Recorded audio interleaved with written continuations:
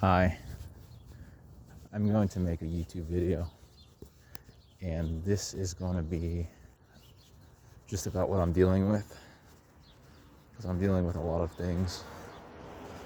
I feel comfortable to, and at the same time I don't feel comfortable to put it on the internet.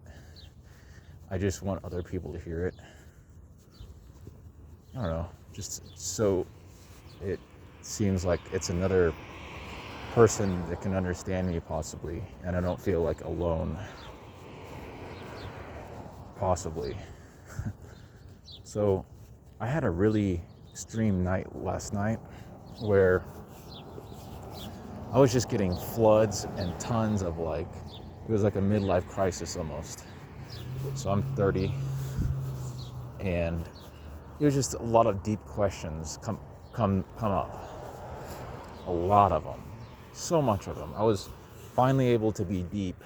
It was like forcing me to be deep, finally. And yeah, I was gonna talk about something though that was on my mind. So I'm doing therapy at Summit Stone in Fort Collins. That's what they have available for the homeless. Is Summit Stone. You'll probably hear about it. And I was questioning my therapist. There's two males that it was like I was having a day where it was like an emergency, and I talked to them. And at one part of me was saying, wow, these guys are good. I'm really glad. It feels like they can handle a lot. And then afterwards, though, I started doubting, because they used the word and those feelings, they use the term, and those feelings are valid, something like that.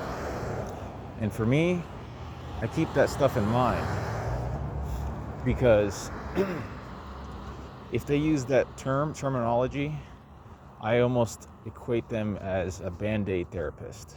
That's not what I want. And yeah, they were telling. And another point in the session, I thought that they were saying that I was a drug user. I just the way they were mentioning things, you could almost assume that I was a drug user. And the fact is, I didn't give them any understanding or any knowledge that would signify that I'm a drug user. I just got that because I think they specialize in addiction, to be fair, or somewhat fair.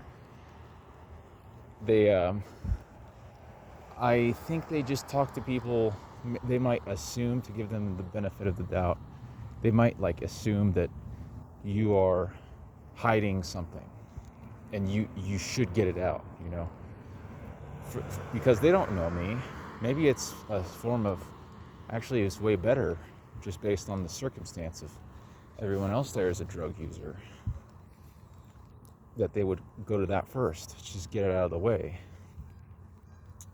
But to me, that's like a trigger of mine, I would say, because it kind of feels like it's there. I remember when I was a kid, and or when I was actually using drugs, and they would say this.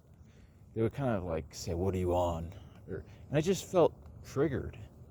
And I don't know if it was right or wrong, but I felt nasty.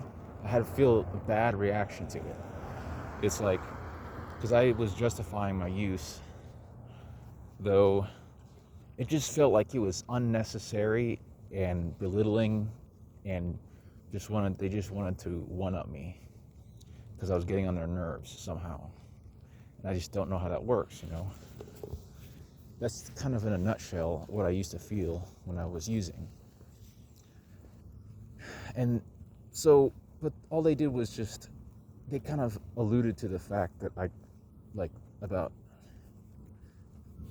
they didn't straight away say, are you on drugs, or are you doing any drugs? It's just the way I remember one part of it. It's almost like they use wording such as like, yeah, and when you're using, or something like that.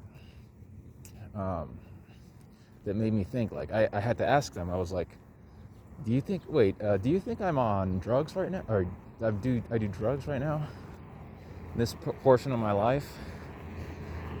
And they're like, no. And they cleared it up, so that's good. It's just, for me, it's these subtle things that kind of make me wonder, is it the right fit? Like, I don't know what to think about it. Honestly, I don't think I have an appointment next Wednesday, and part of me is saying, don't go, just cancel it, because it's not a right fit. I just don't know what to think about Summit Stone. And I wonder how to get reviews. Proper reviews that matter. It feels like I can't trust Google. Google reviews is unreliable to me, because it's just a wide range of, you have to know what you're talking about if you're gonna make an accusation nowadays. It's like, how can we do that? Okay, I want to switch the topic.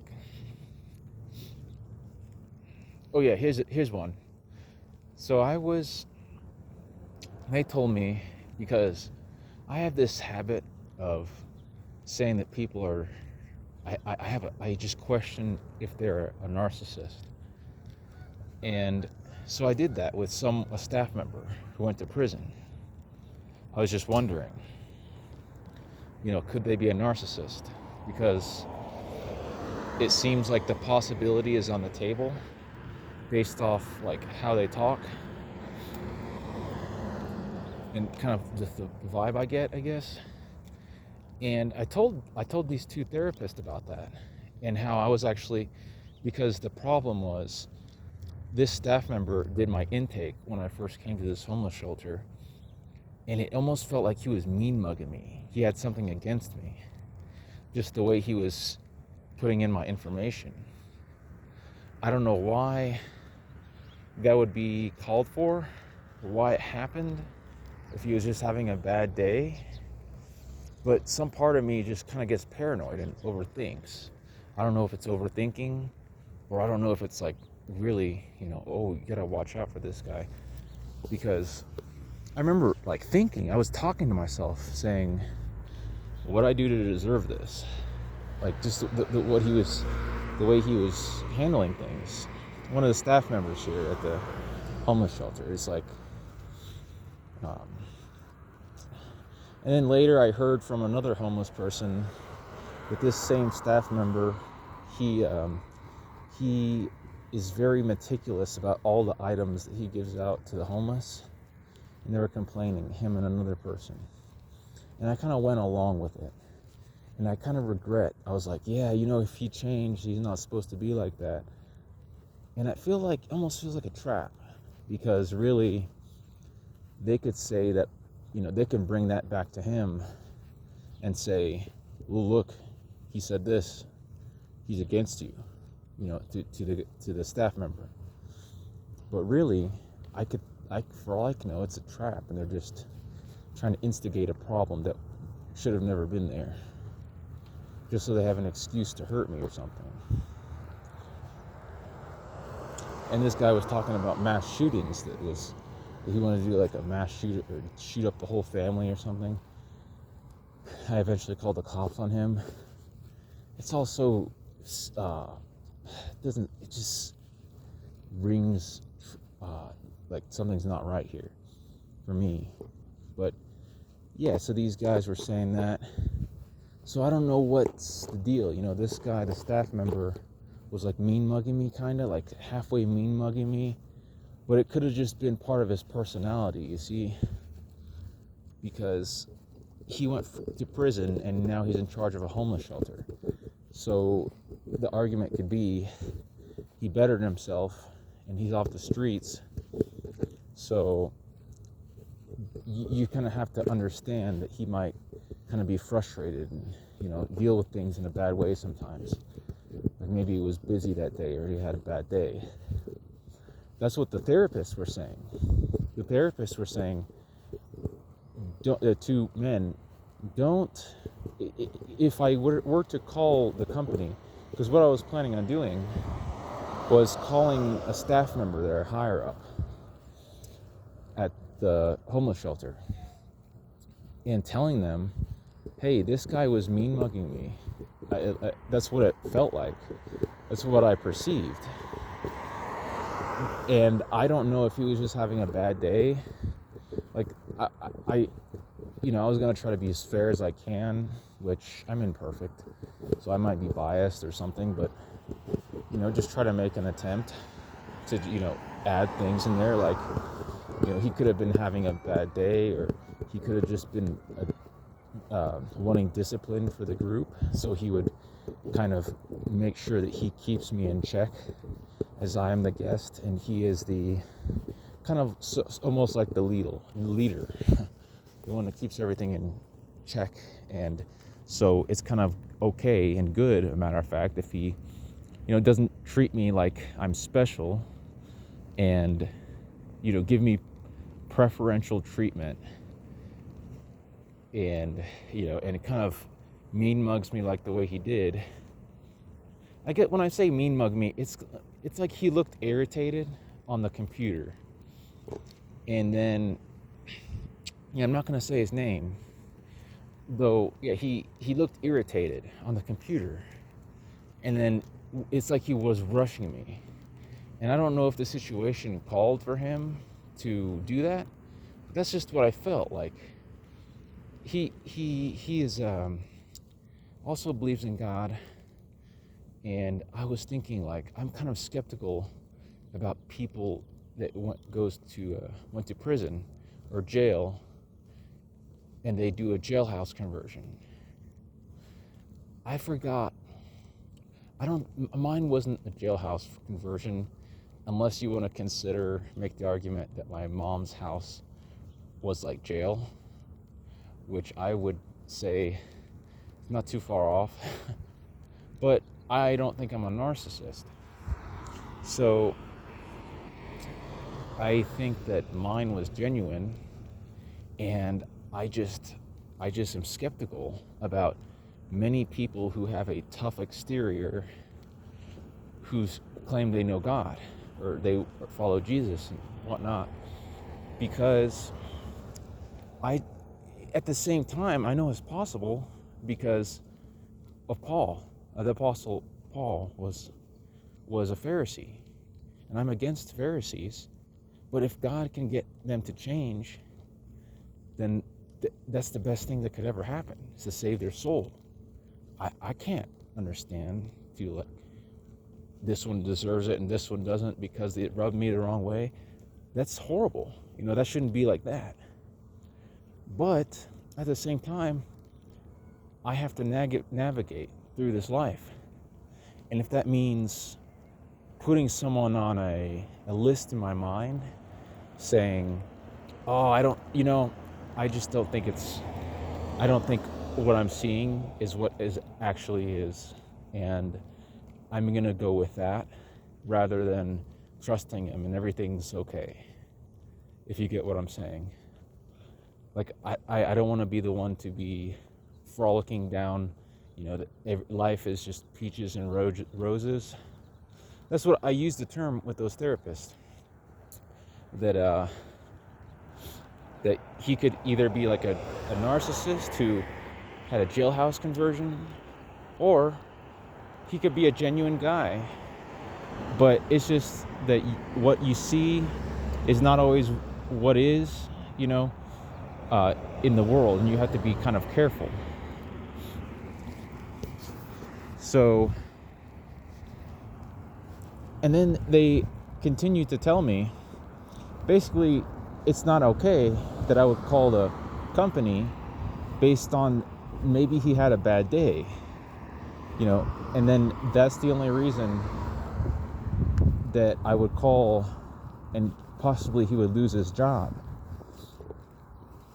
And so, because I have a history of being homeless, and the fact is, I use the staff members a lot to try to get some form of justice, because I'm already in a bad situation where I need reliable staff members or someone to help me. You know, I'm my parents in the cult. Like, I didn't have a chance, it feels like, to be an independent person, an autonomous, ready for adult life individual. So it's like I was thrown out for the wolves to see what happens after they were done torturing me and purposefully making sure that I had the hardest time in my adult life to satisfy their narcissistic needs and to do something with their bitterness they couldn't do before. I'm explaining to my parents and like how I feel about this situation. And so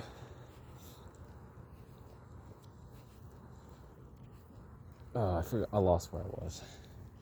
You can see how much it's like affecting me, right? And it feels like no one cares. It's like I'm just a homeless guy. That's something they mentioned is now, even though I'm just a homeless guy, it wasn't like it was before. Like, now I have a voice. And I was thinking afterwards, I mean, this thought came through me. And I was like, yeah, right. I feel like I never have a voice. I'm on the street and cars go by me. That's been my whole life, is being on the side of the street and cars going by me.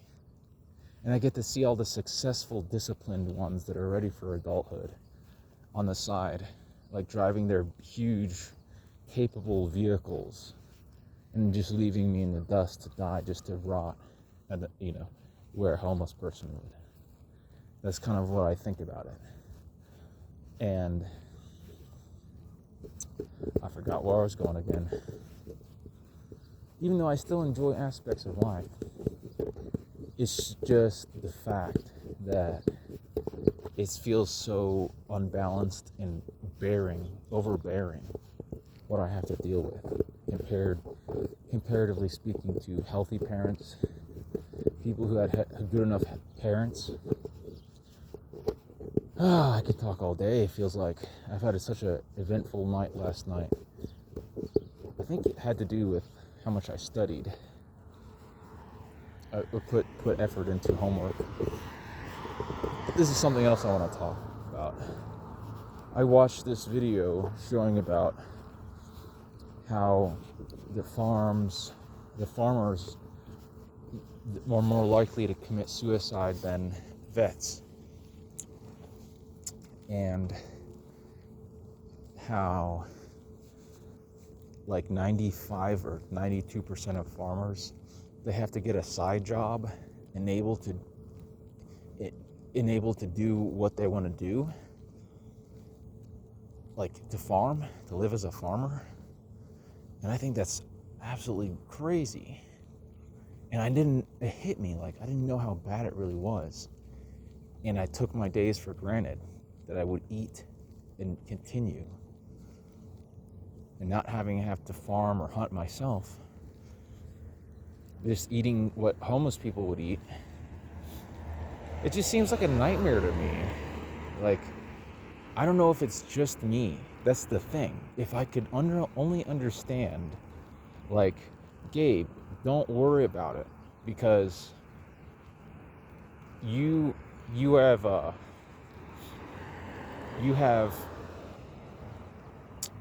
you're experiencing what other people are experiencing. It's getting really bad. If only I can get that notion and it would stick with me, then it feels like I wouldn't guilt trip myself as much. And another aspect of me thinks that I was just guilt tripped by my parents because they needed a crutch. But it shouldn't have been so, that I would be a messed up human being on the face of the world on account of how my parents wanted to handle their psychological problems. So the time's about to be over for me making a video.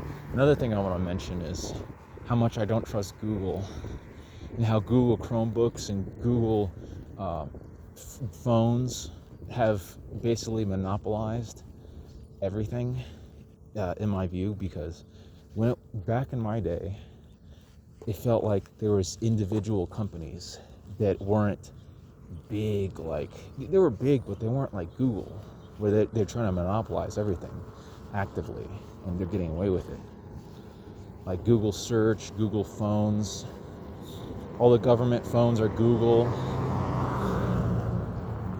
There's just so much things I want to talk about. Also about neurodivergent versus anyone else, how the whole world is like a cult, and they don't understand, like, it's just this cruel, bloody cult where everyone's a cruel and bloody person, and they try to pass off as decent human beings, yet they'll easily pick on an autistic person, and they think that they're okay. They think everything's just okay. The world's full of criminals in my mind, like a whole bunch of criminals just waiting for their time. It's just, it might be drastic, but that's just the way I see it.